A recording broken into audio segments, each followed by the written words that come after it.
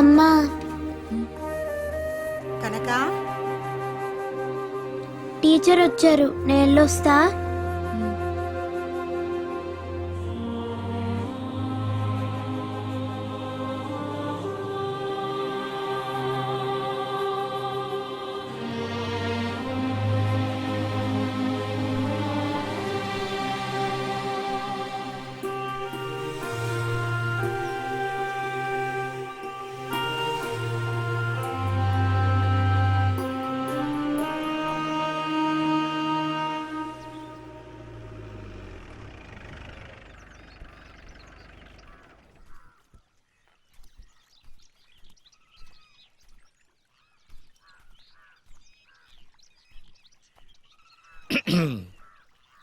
మీ అమ్మాయి ఎక్కడికి వెళ్ళిందమ్మా?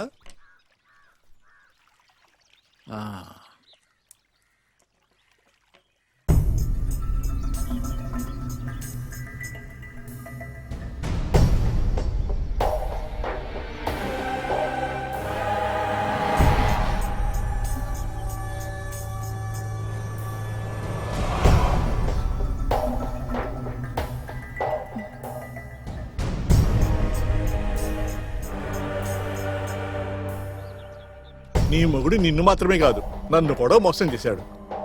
ఆ అమ్మాయిని తీసుకువెళ్ళేటప్పుడు నా డబ్బులు కూడా తీసుకెళ్ళిపోయాడు.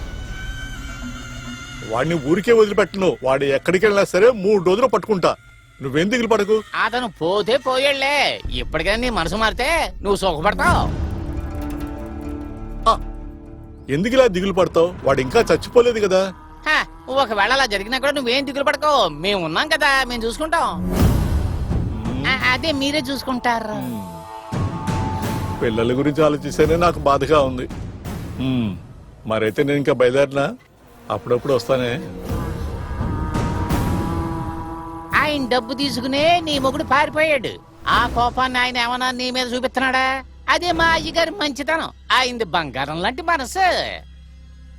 పాపా దాసు, ఇదిగో వస్తున్నా.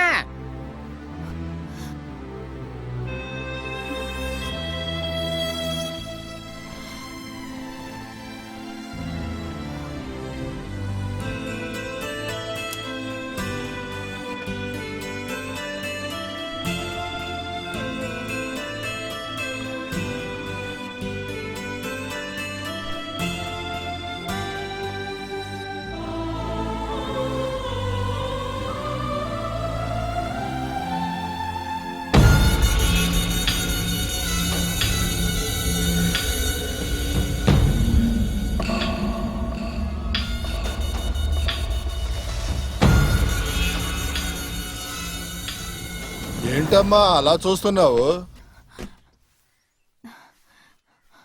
ఎవరో తెలియట్లేదు. ఈ ఇంటి ఓనర్ నారాయణ.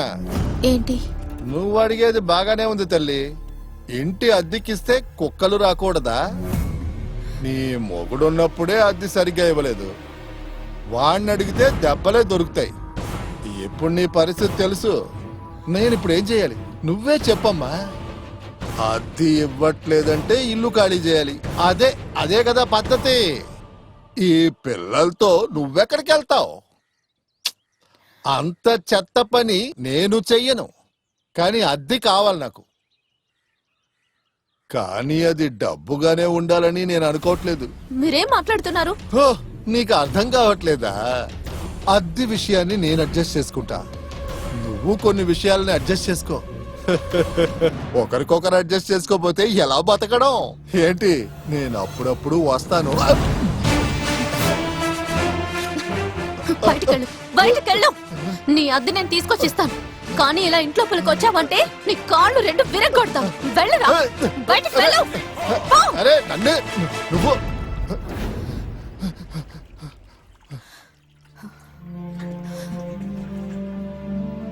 ఏమైంది? ఏమైందమ్మా? అమ్మా ఏమైందమ్మా?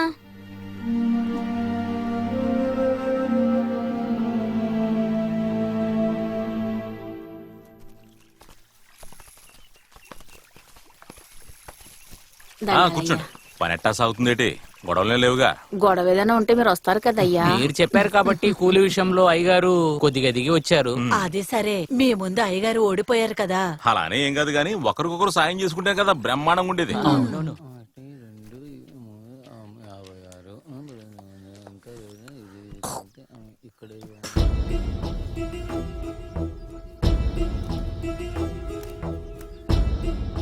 రైట్ దాసు.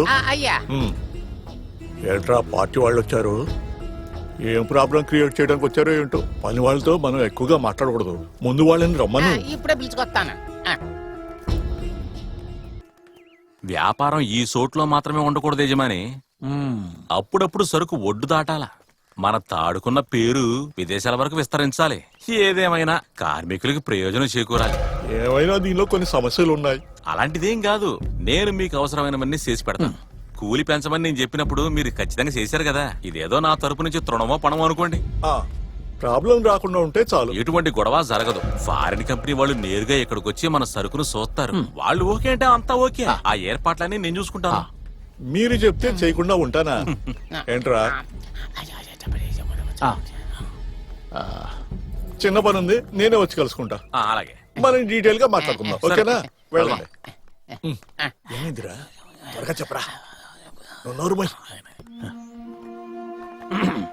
అయ్యగారు ఎవరొచ్చారో చూడండి. లోపలికి రా. రా. ఏంటమ్మా, ఎలా ఉంది నీ జీవితం? మీ ఆయన గురించి ఆచూకేమని దొరికిందా? నేను కూడా వాడిని వెతుకుతూనే ఉన్నా. ఏంట్రా? అంతే కదా. వాడు మన చేతికి చిక్కకుండా ఉంటాడా? అవును, నువ్వు ఊరికే వచ్చావా లేకపోతే అయ్యగారు సాయం కోసం ఏదైనా? నాకిక్కడ ఏదైనా ఒక చిన్న పని. అయ్యో, నువ్వు చేయడానికి ఇక్కడ పనే ఉందబ్బా. రే దాసు, తను చేయడానికి మన దగ్గర పనే ఉంది చెప్పు. ఇక్కడ పని చాలా కష్టమైంది. అది కాకుండా పని తెలియకపోతే చాలా కష్టం. అయినా తనకి పని లేదని ఎలా చెప్పగలను చెప్పు. నువ్వు ఒక పని చెయ్యి. నువ్వు తనని తీసుకెళ్లి మన ఏరియా అంతా చూపించు. తనకి ఏ పని ఇష్టమో అది చేస్తుంది. ఏమంటావు? తీసుకుపోరా. నువ్వు వెళ్ళమ్మా, పదమ్మా. వెళ్ళు. పద పద.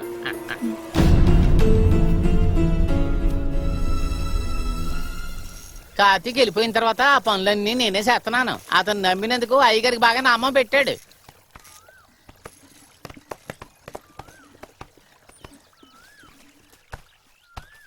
అక్క అలా చూడు, ఎవరొస్తున్నారో చూసావా? కార్తీక్ పెళ్ళం కదా. కొంచెం తొందరగా తీసుకెళ్ళవే, ఎండిపోద్దే బాబు. నా మాట వినకపోతే ఏం జరుగుతుందో ఇక్కడ అందరికీ తెలుసు. నువ్వు పదమ్మా. తాను సరిగ్గా లేకే కార్తీక్ ఇంకో దాంతో పోతున్నాడు. ఈవిడేమో ఇక్కడ అధికారం చేయడానికి వచ్చినట్టు ఉంది. అదే తనని నిందించి ఏం చేయడం?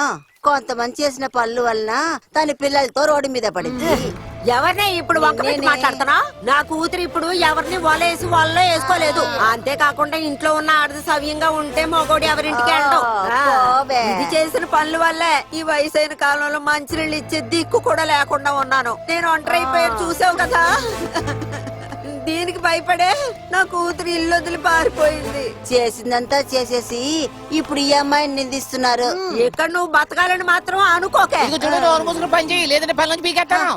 వెళ్ళి పని చూసుకోవే. వీళ్ళతో ఎప్పుడు ఇదే గొడవమ్మా. నువ్వేమీ తప్పుగా అనుకోకు. నీకేం కావాలన్నా సరే నన్ను అడుగు. ఇకమేటి అయ్యగారు సంతోషంగా చూసుకుంటారు. లేదంటే అతను దాని వెనకతలేదో తిరుగుతాడు. ఇలాంటి మందిని ఎంతమందిని చూడలేదు చెప్పు. అనవసరంగా వాకుండా పనులు చేయండి. అందరూ మంచి వాళ్ళేలే, పనులు చేసుకోండి.